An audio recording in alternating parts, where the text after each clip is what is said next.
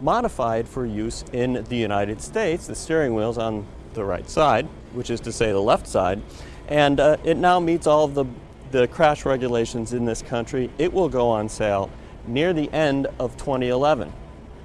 Now, we have pretty strict crash regulations here in the US. That makes for larger bumpers. This one, if you ask me, looks a little bit like a PT Cruiser.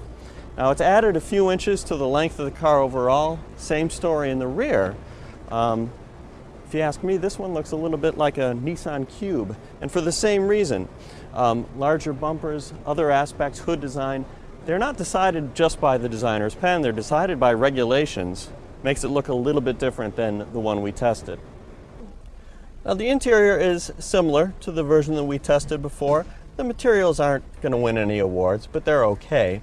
Generally speaking, the seat track, legroom, decent. You might want a little bit more. The headroom is outrageously good because it's such a high car. One thing they did is they made the car wider, about 4.3 inches wider in terms of track. That's the distance between left and right wheels, which should make it more stable. And we did find it a little bit top heavy. It also could add to the cabin, but some of that was added for side crash protection and curtain airbags, so it doesn't necessarily mean you're going to get more width. The seats, pretty much the same. Now, one thing we've noticed about this car, it might look a little bit like a smart car on the outside. It's a lot smarter, though, because it has 4 doors and actually has a back seat that's usable.